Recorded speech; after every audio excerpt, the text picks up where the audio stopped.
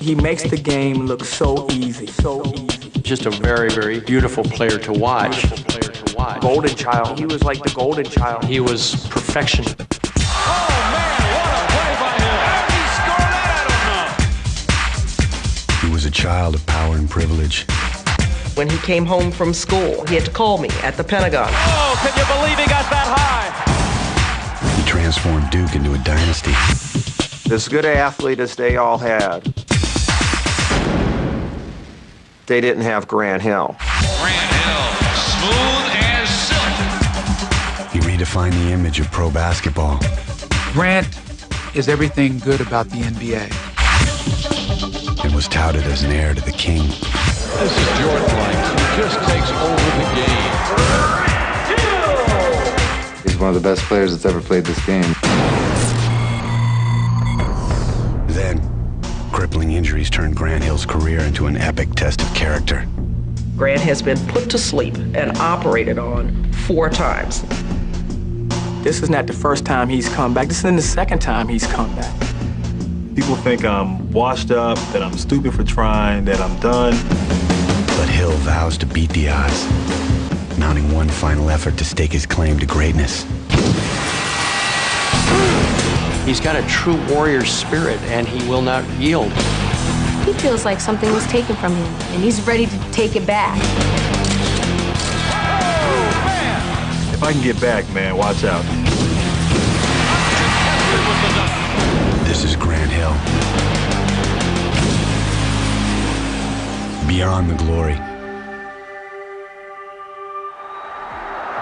Absolutely outstanding. Unbelievable. Better concluded that he bet on baseball. Do you have anything to say to your fans?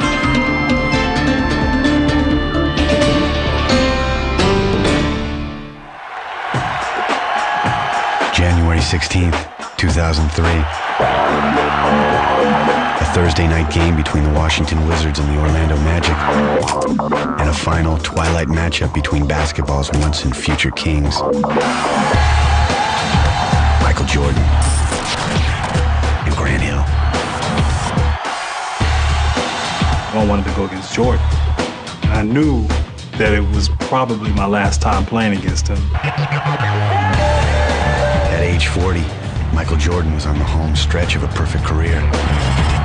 Grant Hill was 10 years younger, and the player once destined to inherit Jordan's mantle as the finest in the game. He does things on the court that, you have to go look at the replay and say, how did he do that? Somehow, he hit it. Grant Hill. Got it. And he sticks it. But 3 ankle surgeries in 3 years had turned Hill into a ghost of his former self. Now, as he struggled to keep up with an aging Jordan, his ankle was falling apart once more. I mean, I knew going into the game it was fractured. I had known that a few games before that. But this time, I couldn't really move. Sensing Hill's physical weakness, Jordan erupted for 32 points that night. Grant Hill scored 2, then limped off the court. Another basketball season in shambles, and his future in grave doubt. You just sat there with a tear in your eye and a lump in your throat, because you knew it was not good. He really had to start asking himself some questions that no one else could give him the answer. Questions about whether it was worth it. I just knew that, I can't keep prolonging this. I can't delay the inevitable.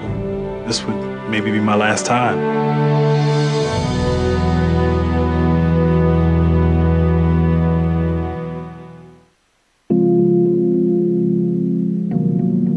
Grant Hill grew up with an aura of great expectations. His father, Calvin, was a Yale graduate and a star NFL running back. His mother, Janet, worked in the Pentagon with the Secretary of the Army. Their social circle included friends like Bill and Hillary Clinton. Grant was their only child. Calvin's an only child, and so am I. We were very happy only children, as children ourselves. Grant was very unhappy his entire life as an only child and blamed us, of course. I always wanted siblings, I wanted cousins, I wanted aunts and uncles. In some respects, I mean, I feel like I missed out on that. You know, I don't mind it now, but as a kid, I didn't like it. From his lone perch, Grant got a big view of the world. His parents took him to far-flung locales, from Asia to Egypt to Capitol Hill. But he was most comfortable growing up in the D.C. suburb of Reston, Virginia, a planned community of residents from all walks of life. Grant grew up with lots of different kinds of people. It's helped him be able to get along. I wanted to always kind of blend in and fit in and be like everyone else. And I always wanted to downplay my parents' success. But Grant was never in danger of being spoiled by fame and fortune. Not around the house, where his mom was known as the General. Grant wasn't allowed too many independent thoughts when he was a little child. He had to clear everything with his mother. When he came home from school, he had to call me at the Pentagon. If I didn't get that call, he was in deep doo-doo. There were times when my friends would be at my house and they'd get in trouble, and my mother would send them to my room. Yeah, a little nervous walking in there. You just, hello, Mrs. Hill, hello, Mr. Hill. You walked gently, you just, went to Grant's room, you didn't make too much noise. I was the disciplinarian, and Calvin was the fun parent. When he wasn't playing professionally, Calvin joined Grant and his friends in pickup games on the street. On family trips, he took his son to art galleries. I always look at my dad as kind of a Renaissance man. He doesn't fit the mold of what you'd think of as a football player. One thing Calvin wouldn't let his son do was play organized football. People would be comparing him to what they thought I was, and the expectations sometimes are unreal. I tried to encourage Grant to play basketball, where everybody can dribble the ball and everybody gets a chance to shoot. Grant showed skill in the court from an early age. By the time he entered South Lakes High School, his coach figured he was good enough to skip freshman basketball and go straight to the varsity. But Grant resisted the offer. He said, "Coach, I really don't want to do that." And the reasoning behind that was because he didn't want to surpass his peers. I wanted to play freshman basketball. I wanted to play with my friends. I didn't want to jump over them and appear better than them. Somehow it got back to his friends, and they were excited for him. And I think once he realized they didn't feel that somehow he felt he was better than them, he sort of relaxed and went with the flow. Grant's court style reflected his personality. He was a modest star who inspired teammates with smart and unselfish play. If you were on Grant's team, he just made you better. But while Grant's fame and popularity grew at South Lakes, he never got the chance to be a big shot. His parents held him to a strict standard. I had to be in at a certain time, and one time I was late, and she told me to take my watch off, and I broke the watch because I said, "You're not using the watch, so you don't really need this." it got to the point where my friends didn't want to go out with me because they knew that at some point they'd have to drive me home. So it was better to just not go at all. By the spring of 1990, Grant was a high school All-American and eager to step out on his own. I wanted him to go to Georgetown, and my husband wanted him to go to North Carolina. And that's the reason Grant went to Duke. Unlike Georgetown and North Carolina, Duke had never won a national title. But after meeting with Blue Devils coach Mike Krzyzewski, Grant decided to share that challenge. He just knows how to connect with people, and he connected with me. I think he longed for brothers and sisters and family. He wanted to be a part of something bigger than him. Coach K made it a point to get him involved, make him feel like he's part of the team, feel like he's an important part of the team. When you're in that foxhole, you can look at each other, and it's not just, hey, this is my teammate, but this is a guy I know, this is like a brother, this is like family.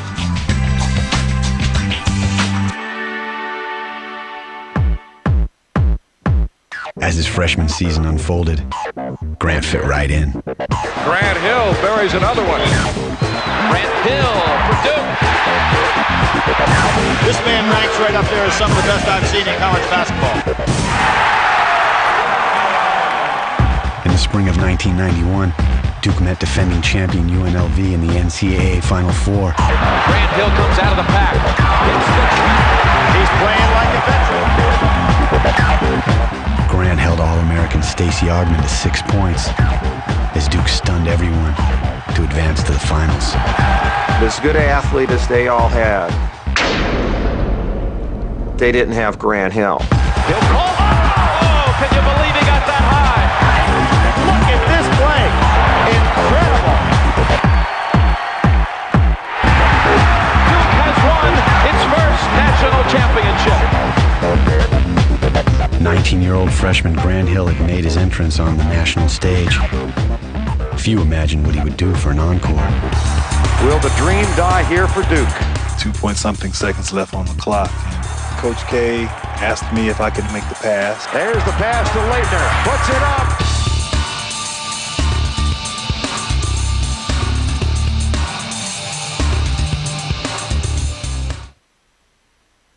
Beyond the Glory on Fox Sports Net is brought to you by Dockers Pro Style, shirts and pants that do it all.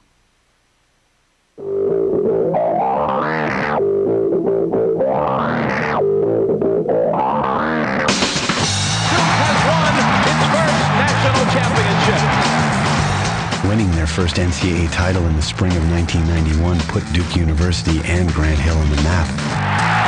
With the core of that team in place for the following season, they vowed to win 2 in a row. We had that swagger, we had that confidence. We felt we could win without Coach K. That's how confident we were. Duke went wire-to-wire ranked #1 through the 91-92 regular season and were favored to win it all when they met Kentucky in the NCAA regional finals. Before the game, we just felt like, it's just a ceremony. We're going to go out there and we'll win by 15 to 20. Kentucky played Duke even down the stretch and deep into overtime. I was really scared that we weren't going to win that game. And, it came down to the wire 2 or 3 times. 7.8 seconds remaining. Then as the clock ticked down, Kentucky made a move to ice the game. Woods.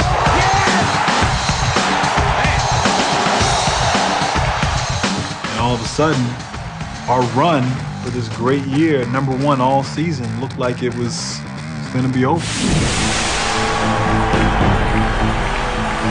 With 2 seconds to play, Duke had to inbound the ball from the far end of the court. Coach K turned to Grant. I said, can you throw the ball 75 feet? And he said, yeah, I can do that. I knew that as soon as he gave his word that he would do it. There's the pass to Leitner. Puts it up.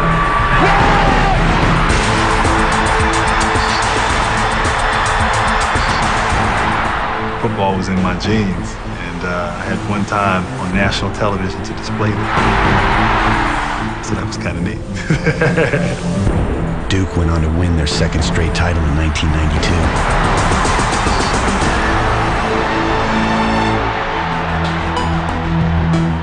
But while upperclassmen Christian Leitner and Bobby Hurley got the plaudits, Grant remained comfortably in the background. He'll do everything you ask him to do, but at times, because he's reluctant to overstep his bounds, you need to say, go ahead, because he still wants permission. Part of it was my upbringing, respecting your elders, respecting those that are older than you. And I think sometimes that got in the way of my talent, my abilities, my greatness, whatever you want to call it. I took him aside one day after playing and I said, you're really strong, you're really big, you're really good with the ball. Be more aggressive. When his freshman and sophomore year with others who were older than him, he deferred to them. When they left, he accepted the mantle.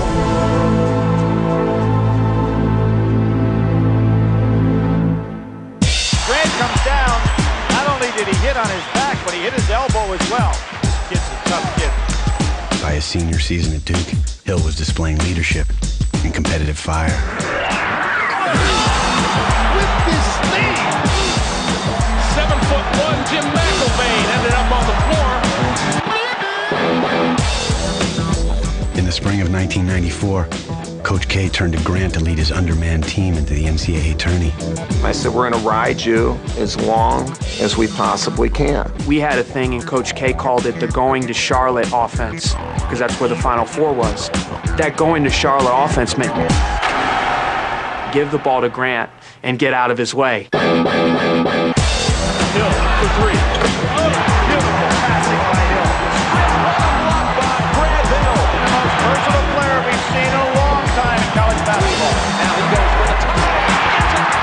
1:20 to go. Hill took his team to the NCAA finals for the third time in 4 years. Great defense, Arkansas. They take it away. Arkansas is in home heaven. And though Duke lost to Arkansas in the '94 title game, Grant's dominant play impressed a legion of admirers. I like Duke basketball because I like Grant Hill. All right. Now it is my great pleasure to retire the jersey of a young man who has exemplified all that is best about this sport. Number 33, Grant Hill.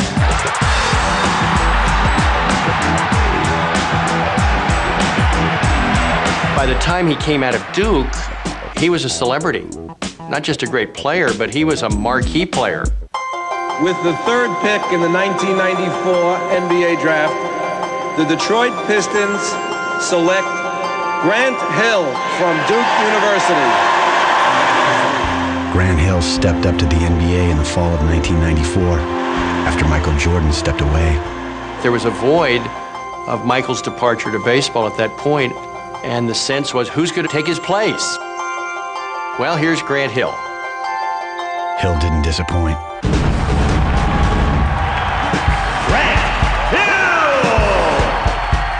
Grant Hill taking it inside, hits the finger roll. He's in the book. His first 2 NBA points. Even as a rookie, he played the pro game with an artist's grace. Grant Hill, smooth as silk. Oh, what a play. He had a calmness about him on the court that, you know, it seemed like he'd been there before, like he had did this before. 3 months into his first season, Grant was the leading vote getter in the NBA All-Star Game. By that time, his wholesome image had advertisers lining up. The simple notion of playing the game with grace and joy has returned. Say hello to Grant Hill. You know, you didn't have to do anything. He sold himself by just being himself. There was all this talk of, you know, he's such a nice guy and he's this, that, and the other. So I was just like, let's poke fun at that. You're too nice. We'll fix that. What are you doing on the boards? Throw elbow. Guy's on a fast break. Triple. That guy looks at you. Refer to his mother. What's this? The pendulum had swung in the direction of kind of the bad boy image, and Grant came on the scene when the pendulum was ready to swing back in the opposite direction. But Hill grew uncomfortable when he was hailed by some in the media as a basketball savior. It was almost like you're an African American, you're upper middle class, whatever, and you're not like the rest of them. I just feel that it was an opportunity for people to knock some other players in the league and sort of using me for that person. Hill's special status didn't go unnoticed by opponents. He became a physical target and would remain one for years to come. They see that you're being advertised, marketed by the league, and they want to go after you. Grant was banged in the back of the head. There's definitely jealousy in the NBA. I mean, people will go at you. And as a competitor, you like that. You want to get the best of everybody. So on the court, I didn't have a problem with it. Hill didn't back down. He shared honors with Jason Kidd as NBA Rookie of the Year. We're the rookies every year, and we love this game. But when Doug Collins arrived to coach the Pistons for Hill's second season, he challenged his young star to raise his game higher. I said, Grant, I'm not going to let you take a backseat to anybody in this league. And what it means is the last 3 minutes of the game for us, when the game is on the line, the ball has to be in your hands. Hill with a stutter step dribble, crossover, plants into the lane, and powers down a two-hander. I remember a game Grant had like a triple-double, and Doug still was demanding more from him. And I was like, man, the guy just had a triple-double. I put a lot in his lap simply because I knew he was capable of it. I think maybe it made him uncomfortable at times, but I think it really helped him grow. Grant led the All-Star voting again in his second season and took the Pistons to the 1996 playoffs. That summer, he won a gold medal with the U.S. Olympic team. He possessed everything that you were looking for in a superstar. Grant Hill appeared to be the master of his destiny, but his career was about to take a startling turn. We do an X-ray. The trainer's like, holy crap, he's looking at it, he's just like, he couldn't believe what he saw.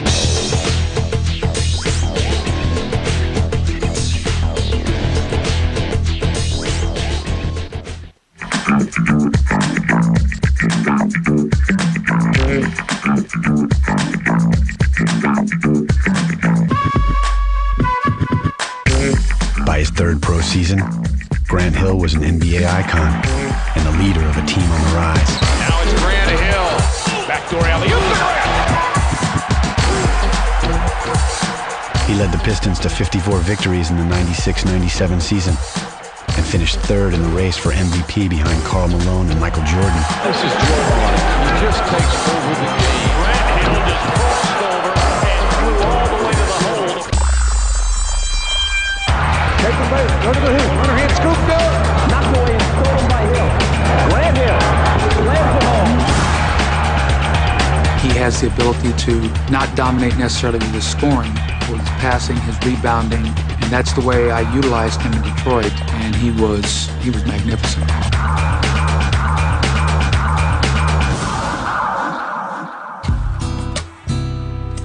Grant's game was blossoming off the court as well. A blind date with popular singer Tamia Washington soon turned into something more. I'm officially missing you. We went to the movies at like 2 o'clock, so no one was there. We were there by ourselves, and we really got a chance to talk and, you know, find out about each other and what we both liked and disliked, and we were finishing each other's sentences, so it was good. You know, you just know, and sometimes the chemistry, everything kind of just seems to work well, and we really clicked right away. I wasn't used to dating men who were that tall, but he was a gentle giant.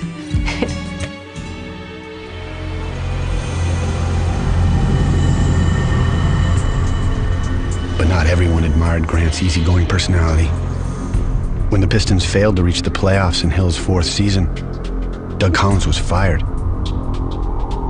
And Grant heard talk that for all his talent, he lacked the toughness and killer instinct of a true superstar.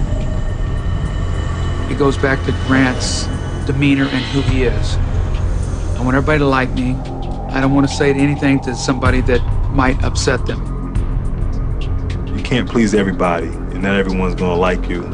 Sometimes even your teammates may not like you. But you just continue to do what's right. You work hard. You're a professional. Hill quietly set out to answer critics by working harder on his game in the off-season than ever before. That fourth year really was kind of a wake-up call. And I said, I'm going to work my tail off. And I got into the best shape I'd been in, and that was a turning point for me. Grant turned his team around, too. By the spring of '99, the Pistons were back in the playoffs.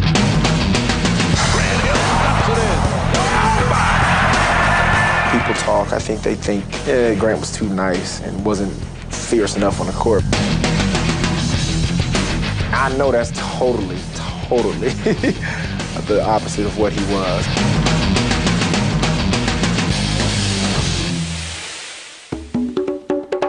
The 99-2000 season was Hill's finest yet. Grant Hill buries the tray. Gets to the paint, double clutcher off the glass. Count it. He averaged over 25 points and drew the admiration of top rivals. Grant Hill, tremendous amount of skills he has on the basketball court, and be able to do everything. And he has the total package. Hill turned on the jet just like that. There comes a point where you just feel like everything sort of comes together and it's all easy. Great play by Hill. Boy, that's pretty. Now, see, that's a veteran right there. That's a guy that knows. That year, that was it. Back to Hill, uncontested with the dunk. Grant Hill stuffed it.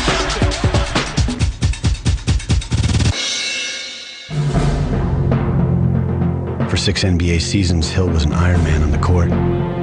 So when his left ankle began hurting as the 2000 playoffs approached, he took the pain in stride. I was told I had a bone bruise, but I was never really told not to play. You know, it was just like, you have a bone bruise, but you'll be fine. There was so much pressure on him to play through pain, and there seemed to be a lot of pressure on him to play no matter what. But when the 2000 playoffs began against Miami, the pain grew worse. In the middle of Game 2, Grant hit the wall. I went out there, and it was killing me.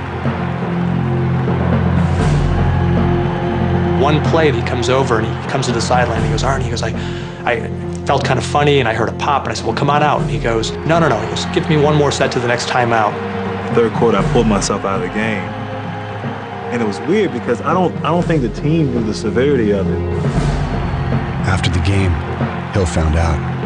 We do an x-ray, and an x-ray comes out, looks at it, and the trainer's like, holy crap, he's looking at it, he's just like, he couldn't believe what he saw. And I'm looking at him like, don't move, I'm gonna get you some crutches. I looked at the x-ray and the bone was completely removed.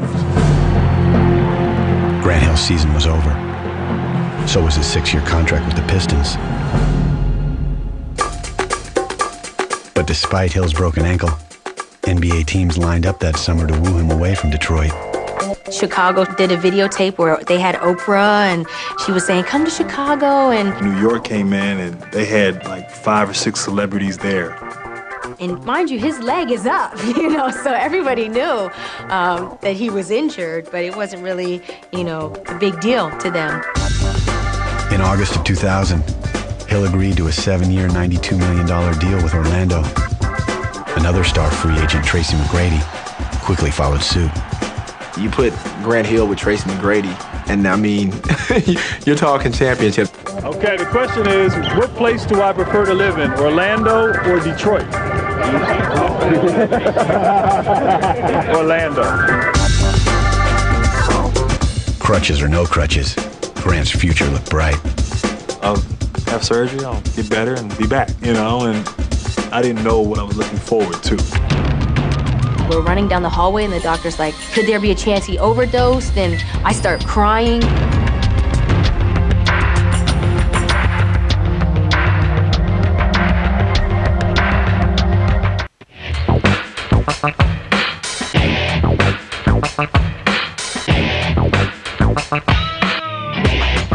After spending the summer of 2000 recovering from a broken ankle, Grant Hill was eager to make a new start in Orlando. He wanted to get on the floor. He wanted to prove that he was worth the contract.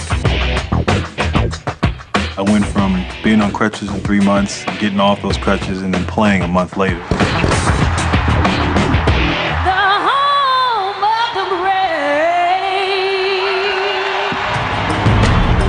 Grant's wife, Tamia, opened the proceedings for his first game with the Magic. Grant took it from there.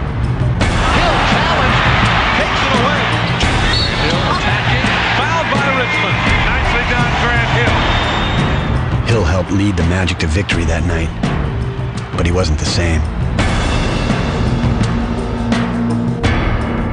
After the first game, he comes home and he's like, my ankle, it's hurting. And, he would put it up on the table and it would just be huge. I couldn't do things that I could do before. Getting my shots stuffed and blocked and not being able to stay in front of people. After 4 games, Hill's season was over. Doctors discovered that Hill's ankle had fractured again. They suggested a second operation. As crazy as it sounds, I was relieved. I was relieved to know that it wasn't in my head, that there's actually something physically wrong with me. And, okay, hey, something's wrong, let's get it fixed. As Hill sat on the sidelines, sympathetic fans voted him onto the All-Star team for the 6th time. Eager to reward their faith, he put in long hours of rehab. When you're hurt and you've been out for a long period of time, you sometimes sort of fall victim to, well, I have to make up for lost time. Going into my 2nd season in Orlando, I mean, I overtrained. I did too much. I was trying to get that whole season back. For Orlando fans, the fall of 2001 brought a return of high hopes. Tracy McGrady, Darrell Armstrong, Horace Grant, Patrick Ewing, Grant Hill, believe. Sports Illustrated predicted that Hill would lead the Magic to the NBA Finals. Grant thought so too. No more crutches, no more boots. I have a bunch of clean left shoes at home that are looking to be worn, so I look forward to wearing them. Keeps him off the dribble and scoops it in. Oh, man, what a play by Hill. All right, that's going to make the highlights all around the country, so that'll answer your question right there. Grant Hill, what a difference a year has made for him.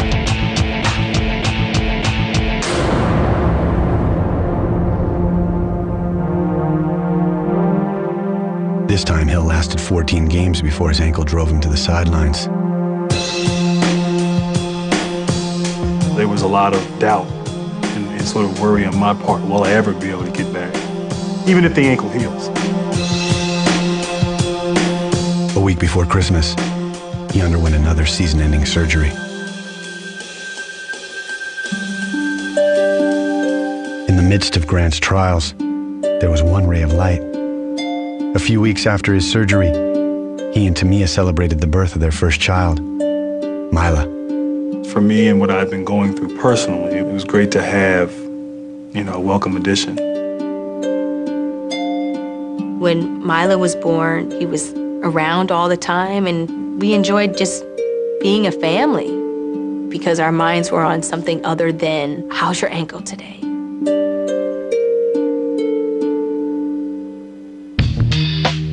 As he prepared for his 3rd season with the Magic in 2002, Grant showed a brave face, but few shared his confidence anymore. They would have articles about, is he ever coming back, and what a bust, and we spent all this money, and it was starting for the first time to become negative. You feel like people are looking at you like, man, are you really, he's kind of milking it, he just gave you all this money, and man, he should be okay. He acted like it didn't really faze him, but it did. It hurts. Then the season began, and Grant Hill really was back. Grant Hill sees an opening, so he pulls up, jump shot is good. Boy, that's a great move. Super impressive right now. I was able to get by people. I was able to slash. I was able to be exciting and quick and fast in the open court. As Hill goes slicing through the lane. Everyone started to get high hopes again, and they were starting to, wow, he's back. One game here on Christmas Day against Detroit on national television. He and McGrady were just marvelous. Grant Hill pulls up and knocks it in. McGrady crossing over and dunks. We whipped Detroit, and it was a beautiful sight. And you thought, we're there. And it was right after that it all fell apart.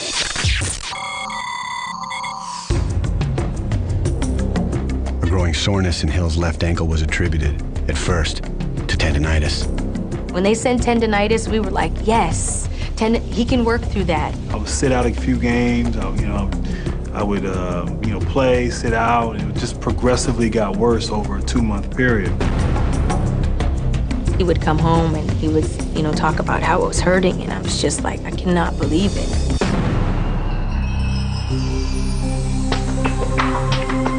The end came on a January night in Washington, D.C. I think Grant Hill is struggling right now. He's grimacing every now and then. He may have twisted that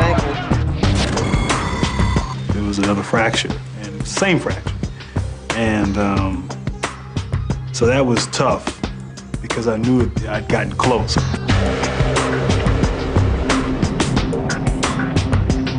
Hill consulted with doctors at Duke Medical Center, who proposed a more complex surgery than before, one which required breaking a bone in his heel to correct the alignment of his legs. It was good to finally get an explanation as to why this thing may have occurred in the first place, and then why it keeps continuing to break down. That really gave him hope, and I think that really cleared up any questions he had in his mind about whether or not he was gonna try again.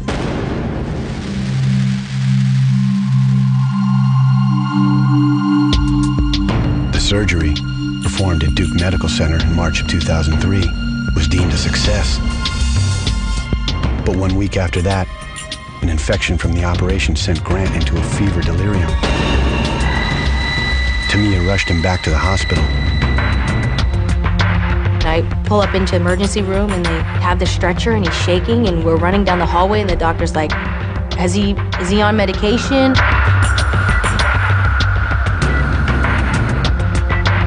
The ankle had always been serious, but now it could be his life.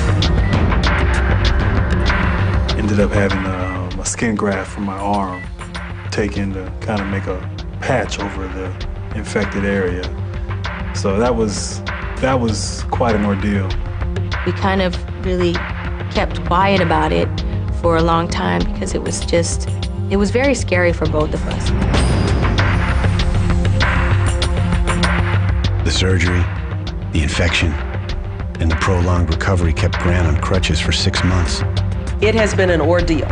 I think he's held on to his sense of humor, but he's also shown a healthy sense of humility. You just appreciate being able to walk, you know, maybe more than you ever had before.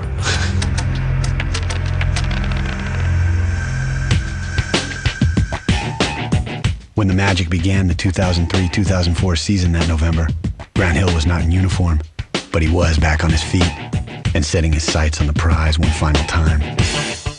He quietly is preparing, you know, for one last push, one last effort. And I know there are those who may hear this and still think I'm crazy, but, you know, I still feel like I can do it.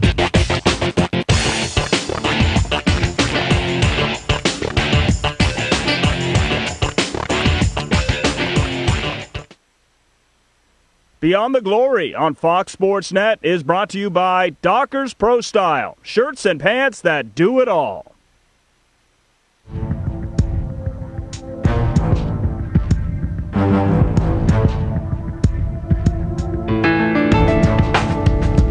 Spring 2004, another long-lost season for the Orlando Magic. For Grant Hill, another season viewed from the sidelines.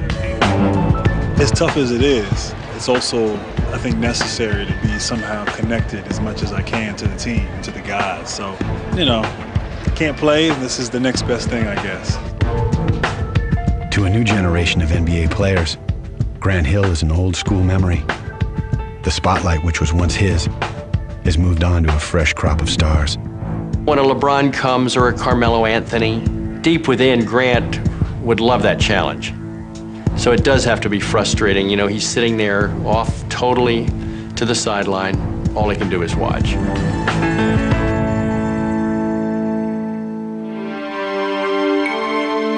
As Grant faces an uncertain future, he draws strength from his family. His father, Calvin, had endured painful knee injuries throughout his own career. Even when you are succeeding, you're constantly being knocked down, and you have to get up. And the key is that you continue to try, that you continue to aspire. To see how hard he's worked to come back from his ankle, it's inspiring to me. A lot of athletes would have imploded through that injury, turned to drugs or something else, and he's been, you know, been stoic and busy. He's kept busy too. We are so grateful to Grant Hill and his wife Tamia for making their treasures available to the nation. Recurrent injuries have forced Hill to envision a life beyond basketball. All right, it's good seeing you. In the midst of everything, he always finds a way to bring a positive into a negative. Right. The positives have been all of the things that he's been involved in outside of basketball. Franklin the Turtle dragged his shell behind him. He's been involved in so many things. Habitat for Humanity, child abuse programs. There we go. Michelangelo did a good job down there. He wants to share what he has, and he wants others to share with him. Come on, man, me and you. Check it for $50,000. He's not afraid about what would happen if he can't play anymore because he's optimistic about the rest of his life and the other things he's going to do. But Grant believes he can come back. Day after day, he grinds it out, rebuilding his body for one last shot. You don't really know how much you love something until it breaks your heart. And if you keep coming back, it tells you how much you really love it. He hadn't really faced any adversity before the ankle injury, so he looks at it like this is my testimony. This is my great story. It's constantly being teased. You know, you're so close, but yet so far. But I know my time, my day will come.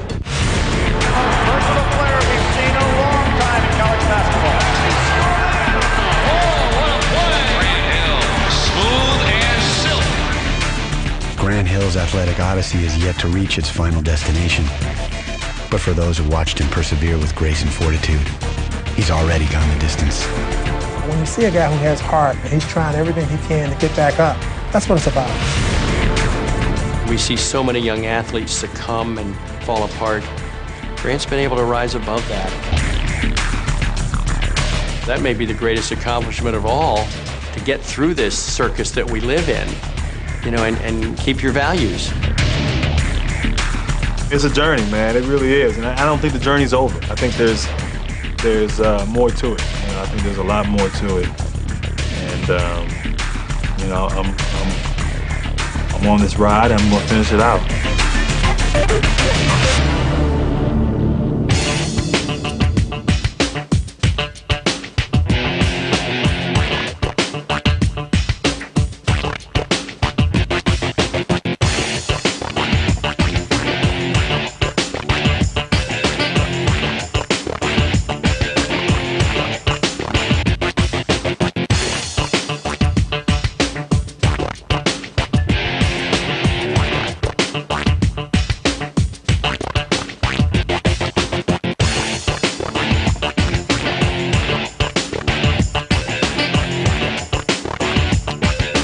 Suburb of Reston, Virginia, a planned community of residents from all walks of life. Grant grew up with lots of different kinds of people. It's helped him be able to get along. I wanted to always kind of blend in and fit in and be like everyone else, and always wanted to downplay my parents' success. But Grant was never in danger of being spoiled by fame and fortune. Not around the house, where his mom was known as the General. Grant wasn't allowed too many independent thoughts when he was a little child. He had to clear everything with his mother. When he came home from school, he had to call me at the Pentagon. If I didn't get that call, he was in deep doo-doo. There were times when my friends would be at my house and they'd get in trouble, and my mother would send them to my room. Yeah, a little nervous walking in there. You just, hello, Mrs. Hill, hello, Mr. Hill. You walked gently, you just, went to Grant's room, you didn't make too much noise. I was the disciplinarian, and Calvin was the fun parent. When he wasn't playing professionally, Calvin joined Grant and his friends in pickup games on the street. On family trips, he took his son to art galleries. I always look at the home stretch of a perfect career. Grant Hill was 10 years younger, and the player once destined to inherit Jordan's mantle as the finest in the game. He does things on the court that, you have to go look at the replay and say, how did he do that? Somehow, he hit it! Grant Hill got it, and he sticks it. But 3 ankle surgeries in 3 years had turned Hill into a ghost of his former self. Now, as he struggled to keep up with an aging Jordan, his ankle was falling apart once more. I mean, I knew going into the game it was fractured. I had known that a few games before that, but this time I couldn't really move. Sensing Hill's physical weakness, Jordan erupted for 32 points that night. Grant Hill scored 2, then limped off the court.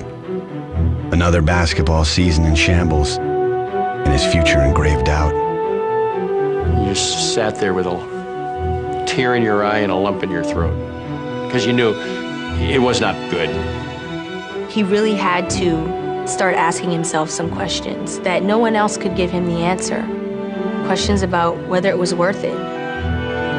I just knew that. Hill vows to beat the odds, mounting one final effort to stake his claim to greatness. He's got a true warrior spirit, and he will not yield. He feels like something was taken from him, and he's ready to take it back. If I can get back, man, watch out. This is Grant Hill. Beyond the glory. Absolutely outstanding. Unbelievable. Do you have anything to say to your fans?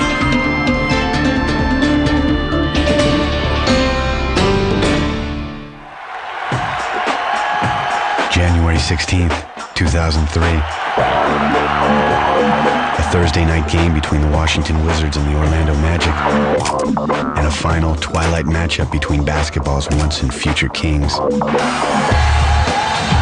Michael Jordan and Grant Hill.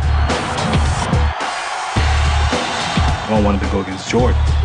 And I knew that it was probably my last time playing against him. At age 40, Michael Jordan was on. He makes the game look so easy, so easy. Just a very, very beautiful player to watch. Golden child. He was like the golden child. He was perfection.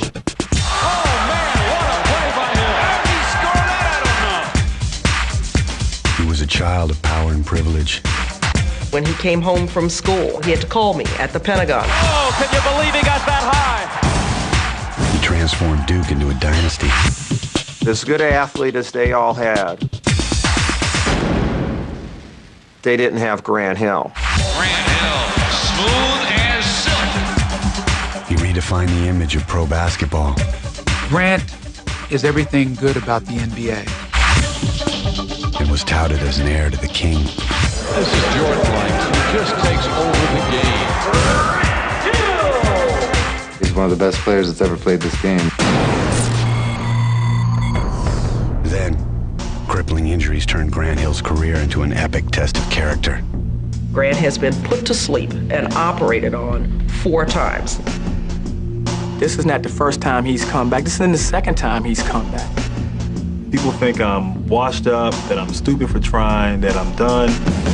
But Hill, that, I can't keep prolonging this. I can't delay the inevitable. This would maybe be my last time.